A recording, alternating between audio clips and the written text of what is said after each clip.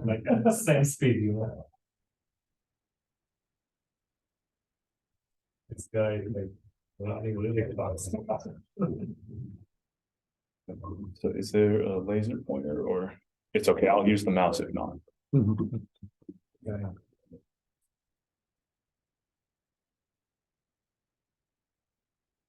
Wait, maybe 2 more minutes.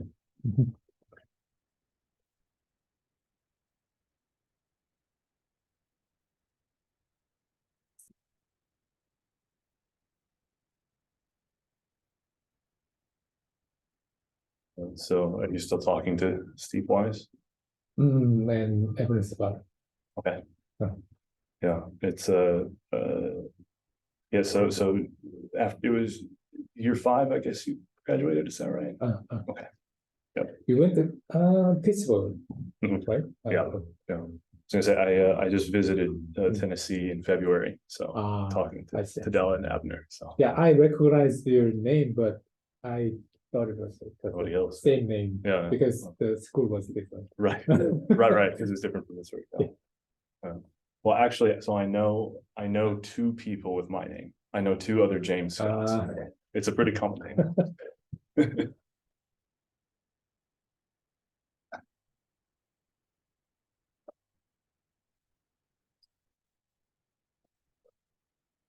It's our pleasure to have James Scott speak in our seminar. So James will speak on geometric rigidity theorems for non-local continuum theories of linear and nonlinear mechanics. All right. Yeah, thanks so much, David. Thanks so much to him and the organizers for the invitation, and thank you also for hosting me here on my visit to UC Santa Barbara. It's really been a really nice time. So as David said, I will talk about geometric rigidity theorems in the context of non-local continuum mechanics, and so I'll explain, what I mean by each of these terms. So, right. So one, so one simple kind of what one can think of as rigidity is something like a Poincare inequality. So Poincare inequality is a way of controlling the LP norm of a function by the LP norm of its gradient of a Sobolev function. And what Poincare inequality says is that if you measure the LP norm of U minus a constant, there's some constant such that this is bounded by the LP norm of the distance of U to constant, right? So somehow the distance of the LP norm of U to constants is bounded by the LP norm of the distance of U to constants, if you think of the gradient in that way.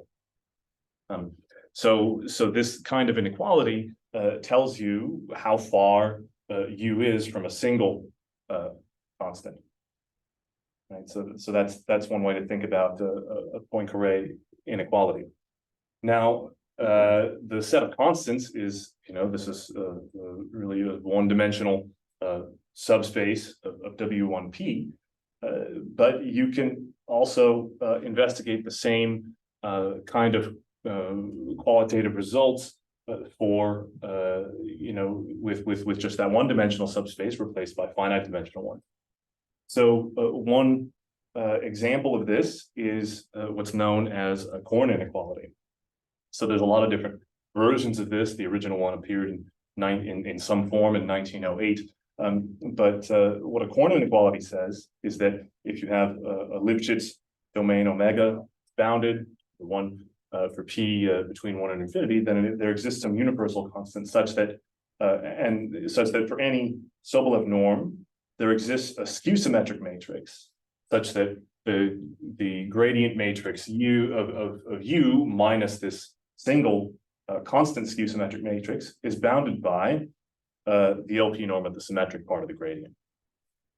Right. So because the gradient is because any matrix can be decomposed into its symmetric and skew-symmetric parts, the Korn inequality, among other thing says that you can control each, of the n squared terms in the gradient matrix by just n times n minus 1 over 2 of them,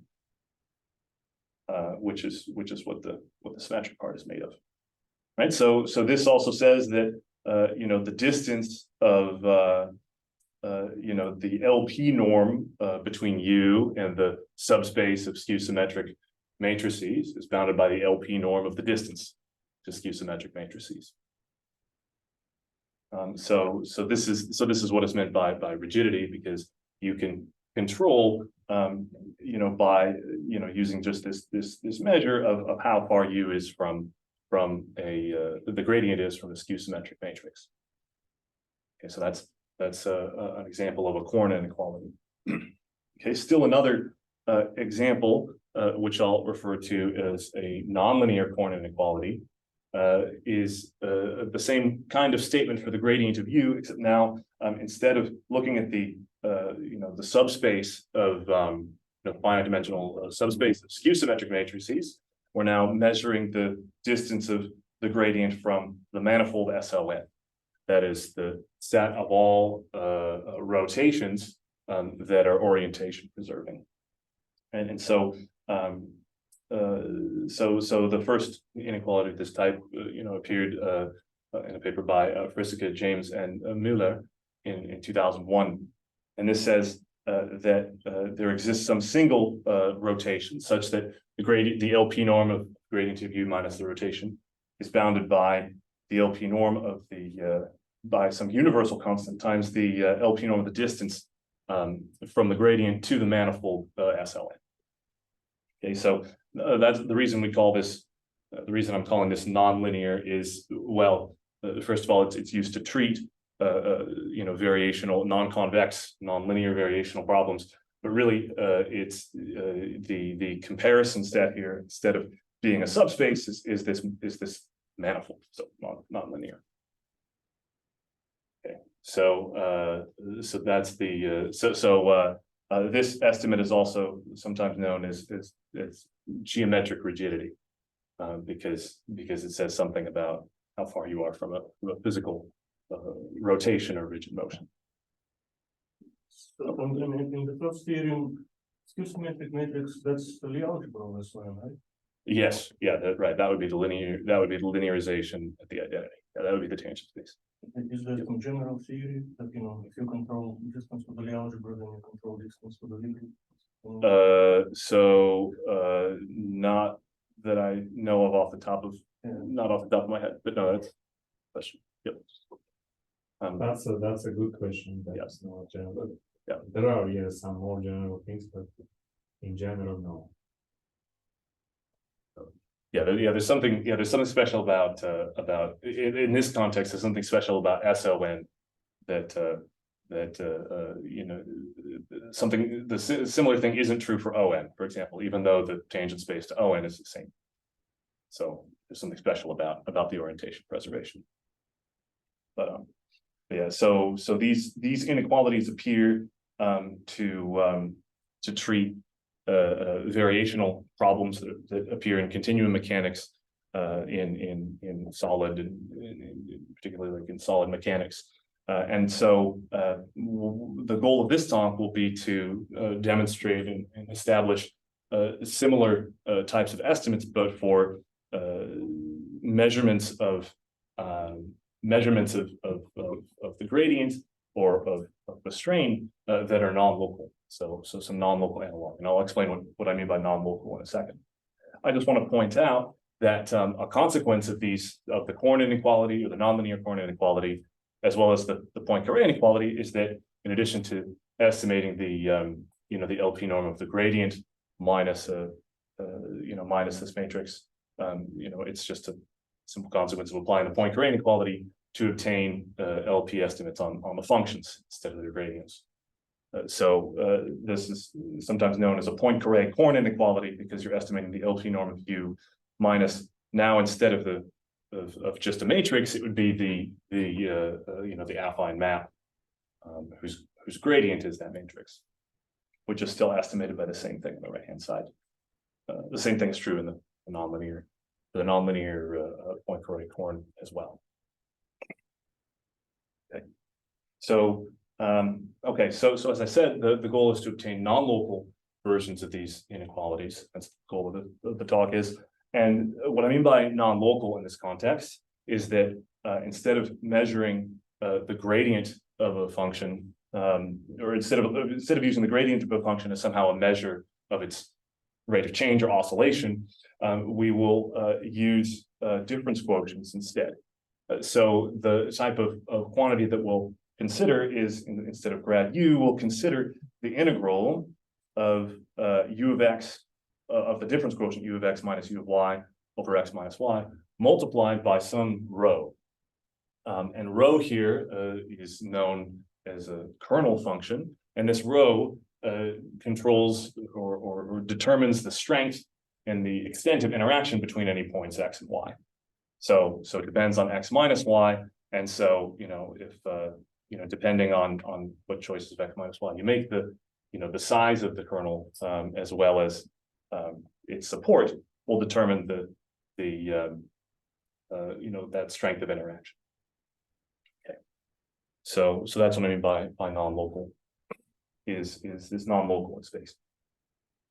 So that's the goal, and along the way we will explain the motivation behind that goal, as well as this relation to the existing theories, and as well as next steps. Okay, like why we want to replace these gradients by this double integral of the difference quotient. Okay, so the first result that we have is a non-local Poincare Korn inequality.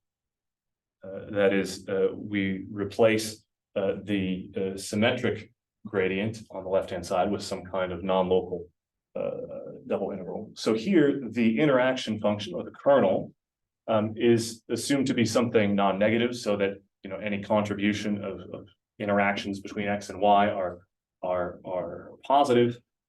It's an L1 function that is radial and also satisfies some monotonicity. So in other words, if x and y are close, then the strength of interaction between those 2 points is stronger. And also the function at the origin has some kind of non-vanishing condition. So this technical condition here is really just a density condition, saying that the majority of the support of rho is somehow concentrated at the origin in some measurable way. Okay. And so what we have is that what we're able to prove is that, well, for p between 1 and infinity and bounded Lipschitz domain, for every u in LP, there exists some infinitesimal rigid motion, which I'm just defining as like pi omega of u, but there exists some, so the rigid motion, infinitesimal rigid motion, just meaning affine map with skew symmetric gradient, and this is bounded by the double integral over omega of rho of x minus y satisfying this condition times u of x minus y over x minus y, dotted with x minus y over x minus y to the p. So this is what we call a non-local Poincare Korn inequality. So in a minute, I'll explain why I'm calling it a Poincare Korn inequality. But first, I want to talk about why we care about this particular type of double integral, as well as why we care about this projected difference quotient of u in this particular measure. Okay, so our main motivation is a non-local continuum model known as paradynamics. So this model has seen gain more traction in recent years among the various engineering communities. Its use as a model is becoming more popular. It was a model that was introduced by Stuart Silling in 2001, and in the context of solid mechanics, in the paradynamic formulation, the balance law for the equation of motion for some solid body or reference configuration omega that's subjected to a loading force would be LU equal to F.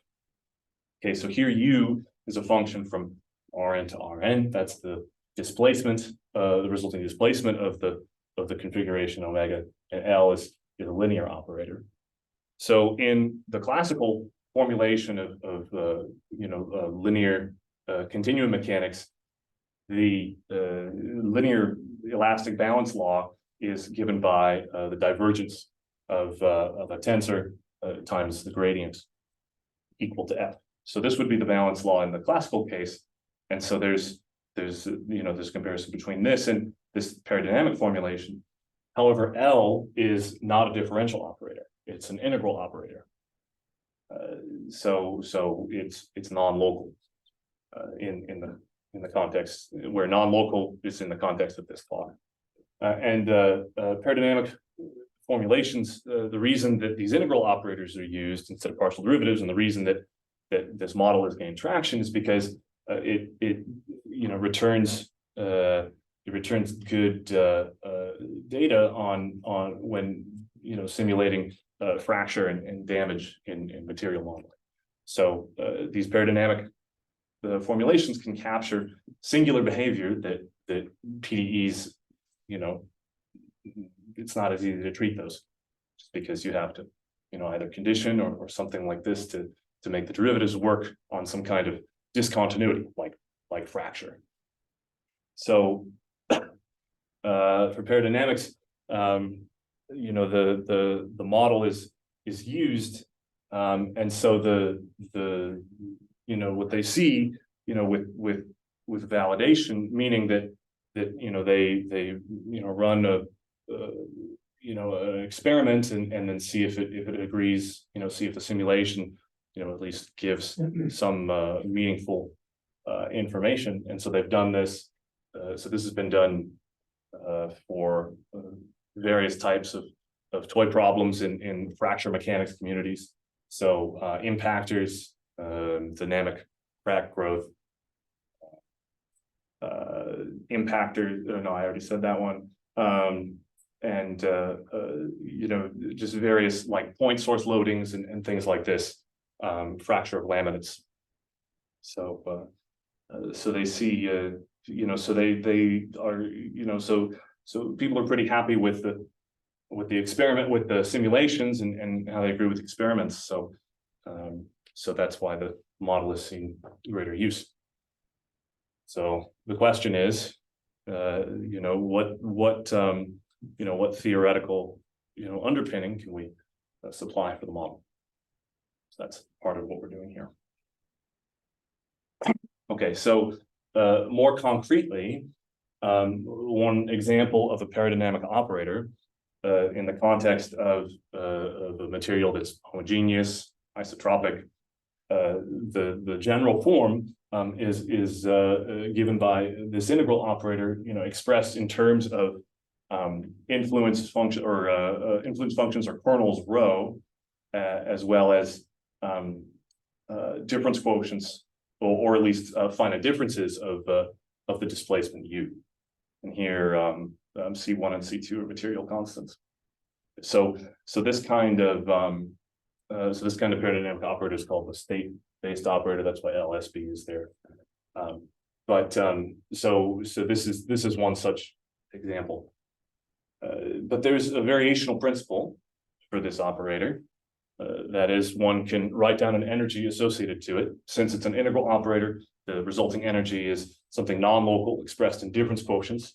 And that non-local energy space is given by L2 functions such that this semi-norm given in terms of this projected difference quotient is finite.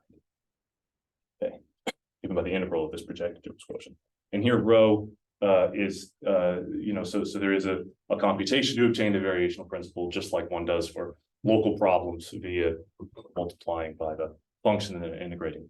But rho here is there's a computation one can do involving rho 1 and rho 2 to determine what rho is. But yeah, you had a question. Oh, yeah, so that, you're not saying that, or are you saying that that's the Euler-Lagrange equation for that energy, or, is more than that? It's a little more than that. So the idea is that, you know, there's a double. So here there's a just one integral. Here there's a double integral, but there's some transformations that one can do to get to something that has this energy. So there's some extra steps involved, but essentially, yes, this is just about the Euler-Lagrange equation.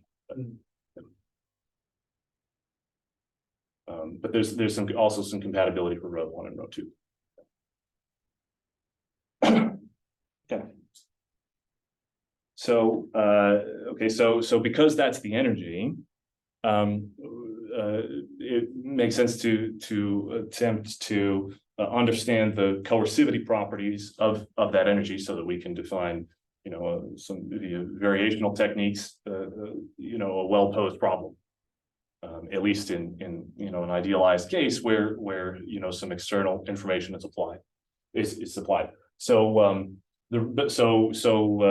it's not just the connection to continuum mechanics that we're calling this a non-local Poincare inequality. The actual symmetric gradient is embedded in that right-hand side, because if you just formally take the Taylor expansion of that difference coefficient, what you see is that the leading order term is given by the gradient of u acting on x minus y, and then x minus y. So so in other words, both arguments in that quadratic form are the same. So since that's the same, you can replace u with the symmetric part of u. So in other words, the symmetric gradient is somehow inside of this difference quotient expression, this projected one, right? So yeah, so that's why. So this is somehow a non-local version of the symmetric difference quotient, hence Poincare horn, because I'm bounding the people. Okay, so that's one type of Poincare horn inequality. Now.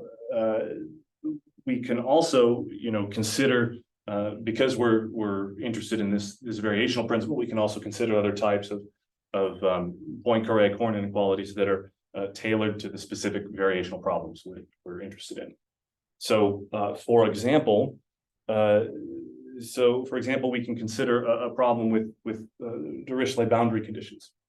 So, of course, in this case, because we're working with non-local operators instead of the differential operators, talking about a notion of trace or a notion of values on a boundary is trickier.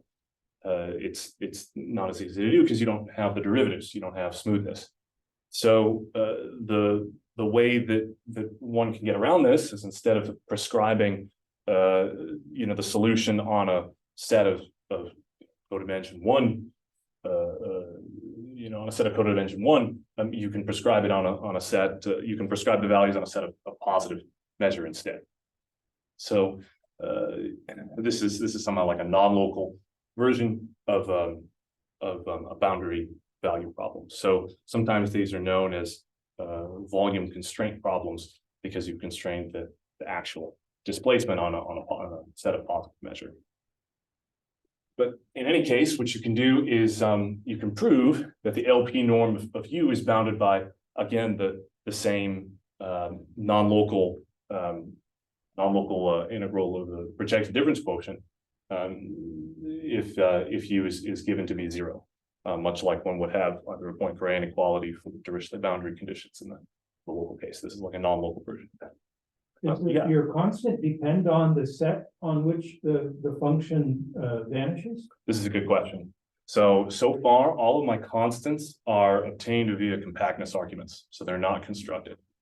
And also for a general rho, it's hard to get the dependence using like a scaling or something like that. So I will talk a little bit more about when you can construct the constants and when those are something that are given. But so far, these are non-constructed constants. Yeah. So the dependence isn't clear ahead of time. Yeah. So. Excuse me. So Yeah, are yeah, you assuming that all this class of functions for which the inequality holds all vanish on the same set, or? Oh, yes, yes, that's right, that's right. Okay. You're right. So the idea would be, yes, yeah, that's right. Mhm.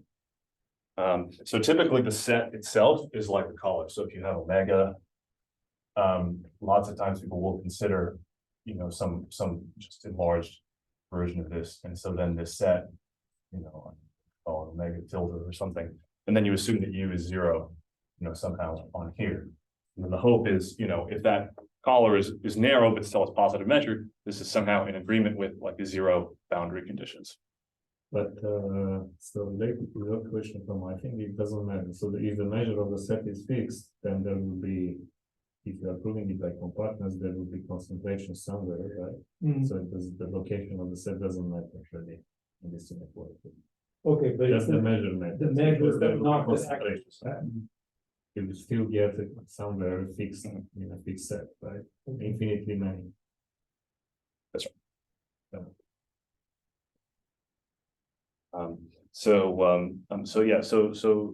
Yeah, this is good. Please, again, feel free to interrupt at any time with other questions. Happy to talk. So, yeah, this type of point correct coordinate inequality, this has been proved in several different contexts by several different people. In the context that for P, okay, so P between 1 and infinity, and rho satisfying the conditions that I had before of the non-increasing concentration radial property. This point correct inequality was proven by Delamigation and Chengdu in 2015. Before that, if the kernel is assumed to be somehow if you don't assume that the kernel has any kind of concentration at all, in fact, if you assume that it's even that even if you divide it by, in the case P equal to 2, and you divide it by Z squared, if that is still an L1, then you can obtain such a Poincare inequality using a Fredholm alternative. And so this was done by Chengdu, Max Gunsberger, Rich Lahauk, and Kunzhao in 2013. In the case P equal to 2, and in the case that omega is equal to all of Rn, for rows that are that are not necessarily radial, this was proved by Moritz Kassmann, Hidela Bengesha, and myself in 2019. So in the case omega is equal to Rn, there's in that case the set of positive Lebesgue measure actually turns into the complement of omega. So one can consider exterior value problems where the exterior is just all of the domain, and then the problem is globally defined. So that was the case in that model, right? So there's a variety of different models that are considered, a variety of different kinds of kernels that are considered, and so in that sense, these non-local problems have a way of somehow since there's sort of more degrees of freedom beyond the set of coefficients or the set of boundary, there's somehow more to do with these relaxed problems. Okay. So right, so the application for all of these, the reason we care about them, is to obtain the well-posedness of the variational problem with this kind of volume constraint. So that's the primary application. Hence why the C that we have isn't we're content with a non-constructed C for the problems.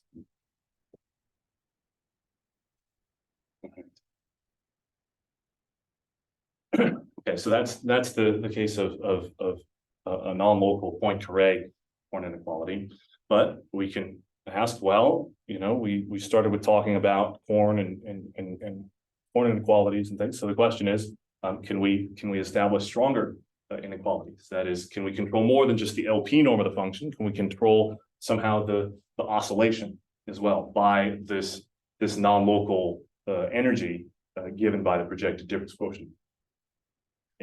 All right, so in this context, there's still a lot to do, but if we consider a special case where we know something about the scaling properties of rho. So if the kernel is given by, the special case of rho given by a normalizing constant times 1 over z to the n plus sp minus p here, where p is between 1 and infinity and s is between 0 and 1.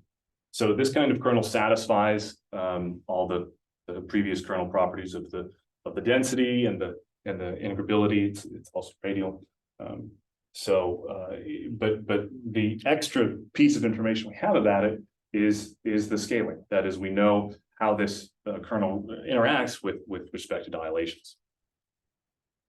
Okay, so if we use this kernel, then the left-hand side quantity here turns into a semi-norm. Well, it's always a semi-norm, but it's a semi-norm associated to the fractional Sobolev space WSP. Right, so this space can be obtained via interpolation theory or trace theory, but that's the kernel that appears. The right-hand side is a different semi-norm that a priori is smaller than the one on the left-hand side, just because of consistency of norms, and so we call that semi-norm. Or rather, we call the space, associated with that semi-norm, XSP. What time is it? It's 3:30. Okay. I'm gonna put my watch right here. Sorry. I just realized this. Okay.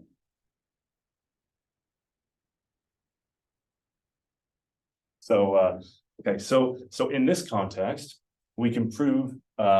So in this context, where we use this special kernel with this form, and where S between 0 and 1 denotes, somehow a fractional power of like the W1P space. So in that context, we can prove a non-local coordinate inequality, but since we're using that kernel, we call it a fractional coordinate inequality. And so this is an endeavor that's still ongoing to establish in more generality, but we have the following results. This theorem here is due to two papers, one written by myself and Tadella in 2018, and one written by myself, David, Haik Mikhaelian, and Tadella that was just that is now an archive. But as I said, there were some other efforts along the way. So what we're able to establish is that for P between 1 and infinity and S between 0 and 1, and a domain that is Lipschitz, but with an asterisk. So if n is equal to 2, we can take any convex Lipschitz domain. If n is bigger than or equal to 2, we can take a Lipschitz domain that has some bounded Lipschitz constant not exceeding some particular calculated constant depending on n, s, and p. But that's a positive number.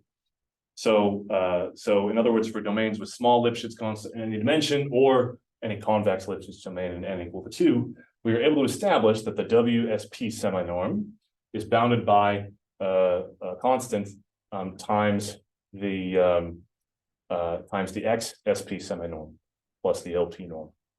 So in other words, the full, in some sense, the full gradient is bounded by the symmetric part of the gradient plus the LP norm.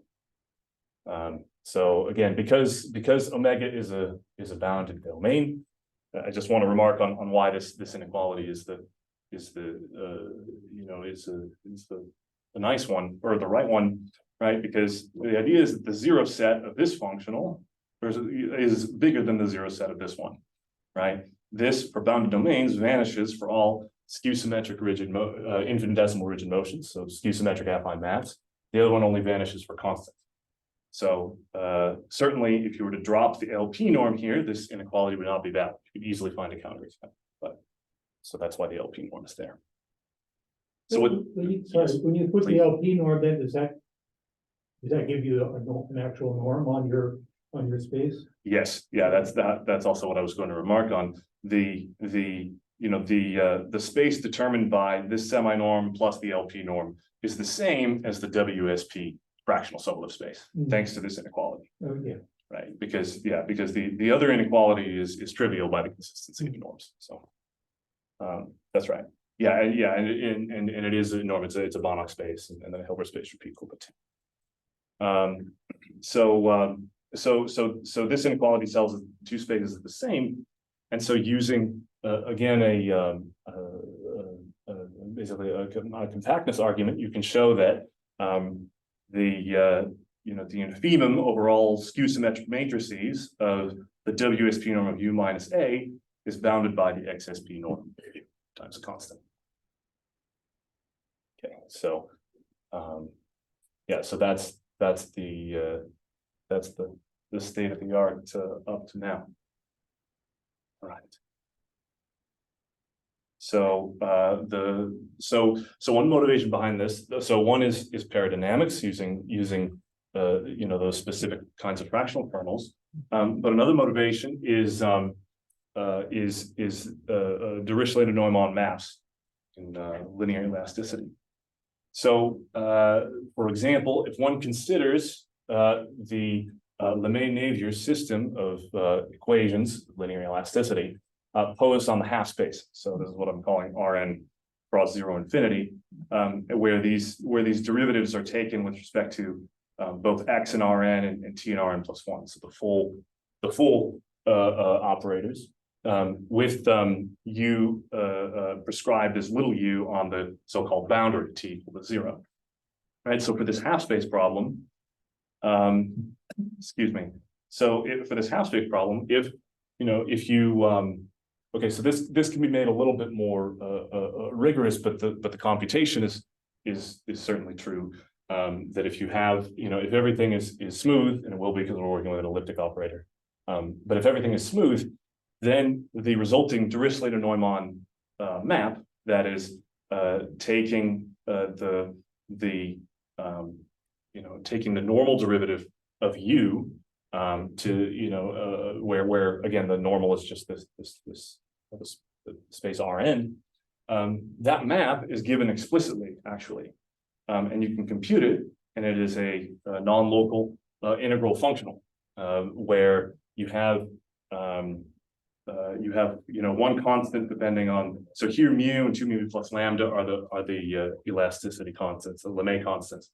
So you end up with one constant times the half Laplacian plus another constant times some kind of projected, a half Laplacian, but depending on the projected difference quotient. And this is a strongly coupled system of equations because every component depends on the dot product of ux minus uy dot with x minus y.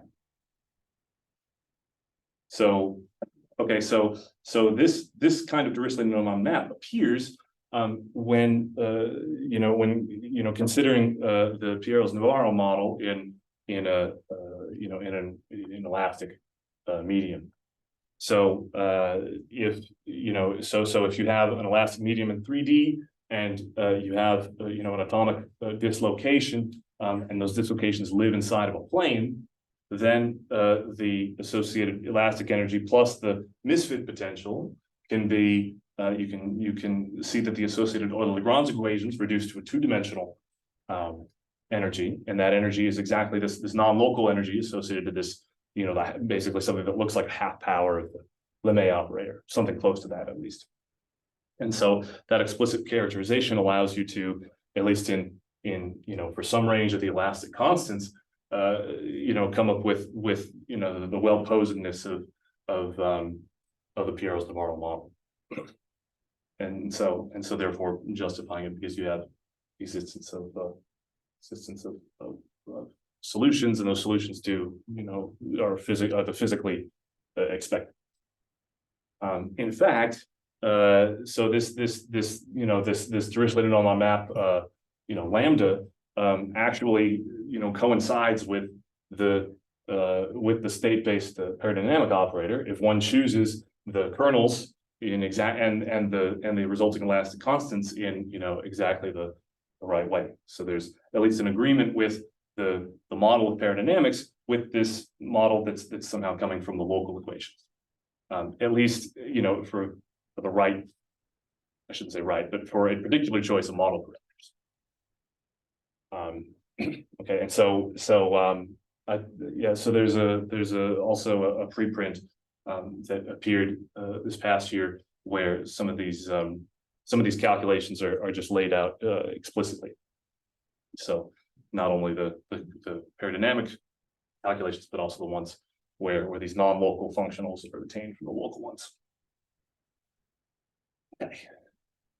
So of course, one can use the Fourier transform pretty easily to see that the energy space associated to the Dirichlet map is WS2, but it is a consequence of our Korn inequality, even though the Korn inequality holds for things with P growth, not just 2. Okay. Okay, so for the last part of the talk, I just want to mention, so at the beginning, we talked about a Poincare inequality, talked about a Korn inequality, and then finally we talked about a nonlinear Korn inequality. So just yes, sorry, just a question before we turn to this. Please. Can you do that? Derive that explicit? Do you have an explicit formula for the ball or just rounded domains? For something other than the full space? Yes. No, I don't. I have, I know that some work has been done via the spectral conversions. So some people work with the spectral version via, because the Dirichlet normal map is somehow easy to see on bounded domains in that context. But no, I haven't done that.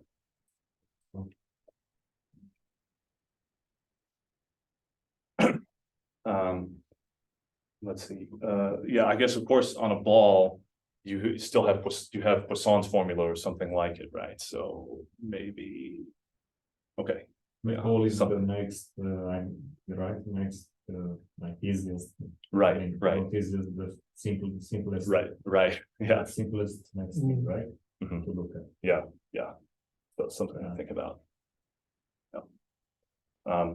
Okay, so yeah, so the last thing I want to talk about was a nonlinear, the nonlinear version of the Korn inequality. So in this context, what we can do is show like a Poincare Korn inequality, or a nonlinear one. And once again, we are restricting to the case of fractional kernel. In this case, if you have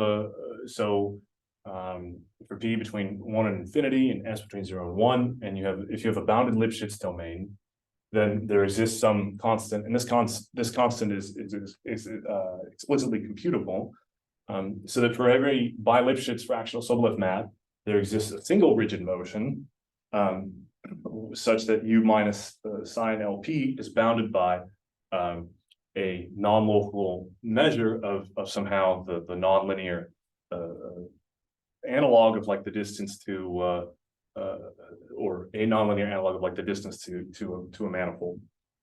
Okay, so what I'll call the non-local strain. So the strain of U here is is this 2-point object made of the sum of some version of the stretch and the shrink. So here U is not the displacement anymore, it's the deformation. So its deviation from the identity tells you, if U of X minus U of Y is bigger than X minus Y, that's somehow like how the points X and Y have been stretched from each other. And if you look at the reciprocal of that, that's kind of, measuring how U shrinks the distances. So this is somehow a measure of, so the strain here is a measure of both the stretch and the shrink, kind of. Okay. And so the application for this one is a hyperelastic material in the paradynamic formulation. So some stored energies for homogeneous isotropic materials, once again in the steady state case, would be given by, the double integral of the kernel or a kernel times the LP norm of this string. And so, of course, if you, so the reason that this is used is, well, minimizers of this energy at least satisfy some physically meaningful condition. That is, u of x minus u of y is equal to x minus y. So they are isometries, which is generally what you would want a solid material to satisfy. That is, the only time the total amount of energy added into a solid material it should be zero is if you just take it and rotate it. That shouldn't change. That shouldn't change the energy at all. And so we can prove some kind of quantitative version of this. That is we can show that if sequence if the strain converges to zero, then we know that if that converges to zero, then U has to be a rigid motion. But in any case, the Poincare Korn inequality basically implies something, some quantitative version of this. That is the only time this can be, if this is zero, then this has to be zero, which implies that U is equal to a rigid motion. So this is somehow a scale, a scale invariant statement about when the LP norm of U is controlled. That is, you have to look at its difference from a rigid motion. Okay, so slightly more detail here.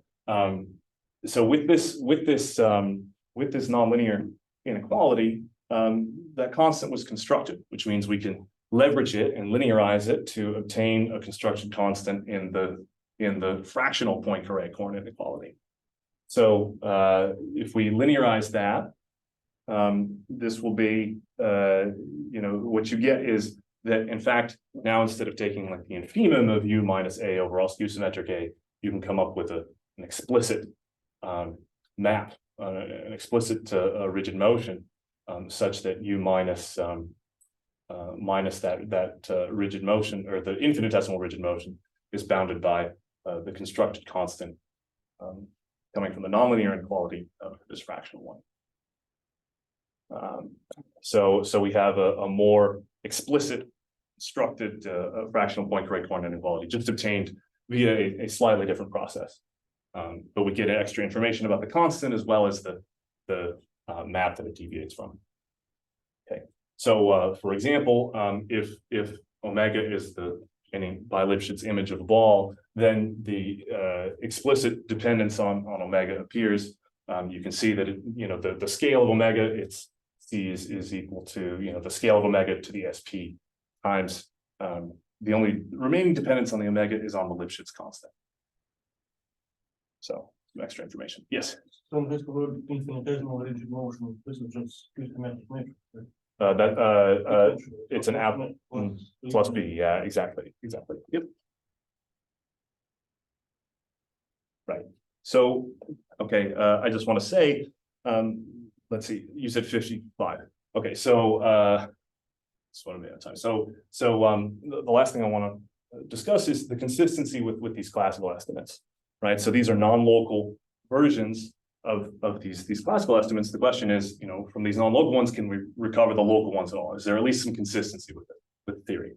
So in the linear case, we can obtain, we can actually obtain that the sequence of energies gamma converges to a functional of the symmetric part of the gradient with P growth. So here, this is the topology of strong LP convergence, and this is the resulting gamma limit. So as a consequence, you can show that the non-local Poincare Korn inequality will recover the classical Poincare Korn inequality as the sequence of kernels localizes. So the localization here refers to the fact that the kernels are localizing to a delta measure. That way, the difference quotient collapses to the gradient. Now, the the story for the nonlinear Poincare corn is a little bit different. So if you consider these nonlinear energies, then these with the same kind of rho j's that converge to a delta measure. Well, if you at least take the uniform conversions, what you get is a functional that it depends on the gradient, but the integrand is somehow comparable to the distance of a matrix from the manifold ON. Right. So in other words, in the uniform limit, we see something that's a little bit distinct from the Poincare corn from the nonlinear corn that I shared at the beginning, which said the distance to SON. No. Yeah, what's the question? We have a colleague, Gustavo Ponce, I guess that's not him. Oh, yeah. This is Augusto Ponce.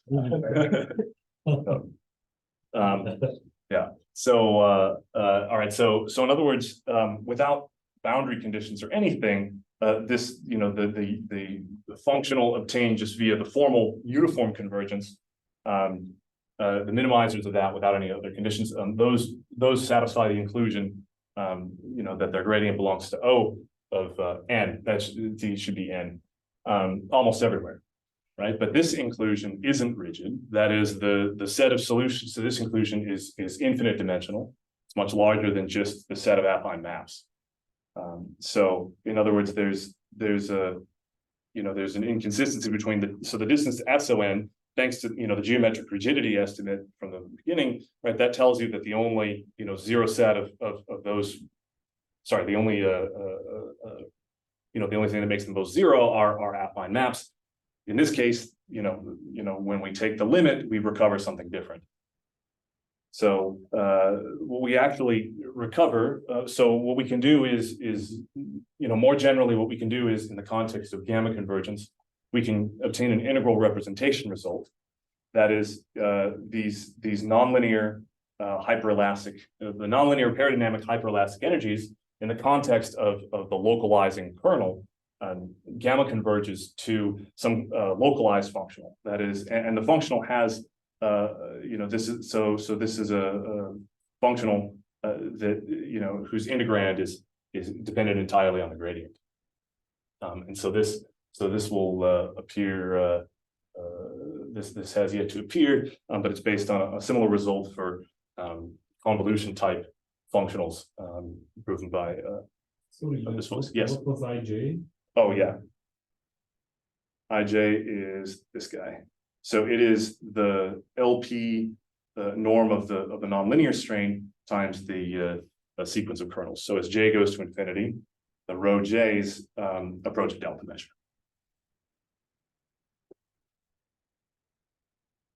Right. So when we localize these, the difference quotients collapse to gradients. Now, and again, because these are non-convex energies, the best we can do is prove an integral representation result. That is, we can't find an explicit computation for what F0 is.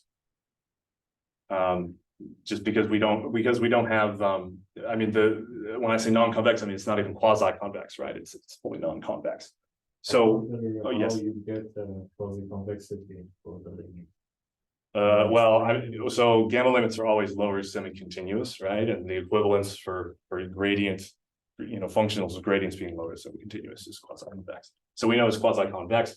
So that means so we don't know what F0 is, but we do have bounds on it. That is, we know that it is bounded in terms of different average quantities. So Q here just stands for the quasi-convexification of a functional, and W here is given by the nonlinear stretch plus the nonlinear shrink raised to the P. And again, this is also from the result of Augusto Ponce. And so we at least know that F0 is frame indifferent, which is what we would want for any kind of hyperelastic functional. But of course, because we used gamma convergence, now we have quasi-convexity, so that means that the zero set for this functional is going to be larger than what we would like, because the distance to SON is not a quasi-convex thing. Distance to ON, distance to SON, it doesn't matter. So what we were able to show is that actually the zero set of F, so we can't compute F0, but we know that the zero set is entirely the set of short maps. So in other words, the model that we obtained through the localization doesn't see compression at all. So this is somehow, an issue, because if we want, so first of all, gamma convergence is just one regime to look at. But what this tells us is that, at least in that regime, there's really, all you can do is recover the quasi-convexification of something. We're not able to recover the non-convex functional. So what that tells us is that in the vanishing horizon limit, potentially there is microstructure entering into the problem that wasn't there before, because we have these Korn inequalities, and because we have rigidity of the inclusion in the non-local case. Anyway, so of course this proof uses these bounds and as well as a convex integration scheme. So basically, in summary, we found several rigidity theorems in LP associated to non-local characterizations of string, as well as and then in fractional case linear and nonlinear. We have so we can analyze variational problems such as paradynamics or the Pieros-Navarro model, these dislocation models. In the linear case, we at least have consistency with the local approximations, but the non-local nonlinear case, even though at the non-local level we have rigidity, the localization loses its rigidity. So there's somehow an inconsistency in that regime. So somehow the non-local is telling us something that the local doesn't, and vice versa. So in the nonlinear case, there's a few things to do, and one thing to do is further investigate this model that people are using via gamma, the development via gamma convergence, so gamma expansions and so on. And then in the other cases, there's still work to do on other boundary conditions and computation of constants and improvement and so on. All right, that's what I have. Thank you very much. Any questions?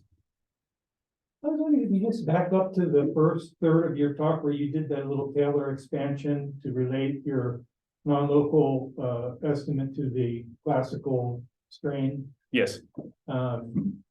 Yeah, so that one there, and so I mean, in the standard Korn inequality, you just take the L2 of the strain, but here it looks like you've got, you've got this inner product with X minus Y. So I'm wondering do you get anything more out of this than you might just from the classical Korn inequality, but you're kind of looking at certain directions. Great question. So the answer to that question is yes. Wow. Right, because even though the X minus Y tensor X minus Y is a rank 1 matrix, right? Even though you're still adding up in all directions, so you still see everything, right?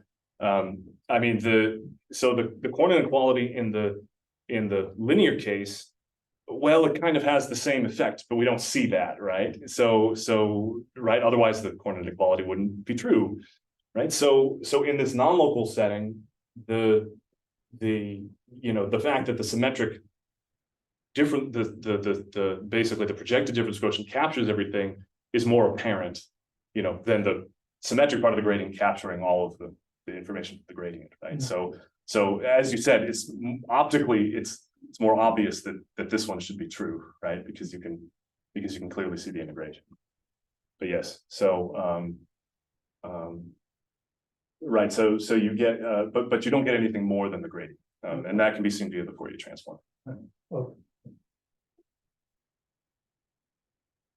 So for the relation between your X spaces and the fractional Sobolev spaces, so the difficult direction is what you prove. That's right. But the other inequality just follows from triangle, right? Right.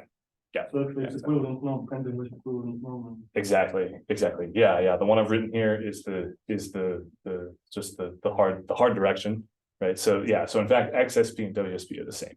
That's right. So what you can and I didn't talk about this application at all, but what you can do is once that becomes available, now all of your Sobolev embeddings become available. So you can show things like a Gehring lemma or these non-local functionals, with P growth, at least, given by these systems. So high integrability, getting them is high integrability. Exactly, yeah. And in this case, you get high integrability of your difference quotient. That's right. That's right. Yep. Well, okay, so in this case, because of the way that this is given, what you actually obtain is both higher integrability and differentiability. So what you can show is so I'll write let's just say maybe I'll just write delta u phi is equal to f phi, where I'm thinking of this as being the variation of the norm. So take XSP, right? If this is true, then and also and f lives in the L, the right exponent space, then what you can show is actually that U belongs to WS plus delta, P plus delta for some delta bigger than 0.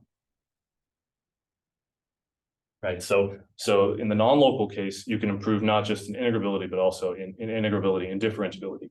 The reason this happens is because the differentiability and integrability are tied together in this kernel. That's the short reason. But this type of inequality can be proved much the same way, using things like you get a catch, you pull the estimate, and then use sublet embedding to get a reversal inequality. So that's one application. Other questions?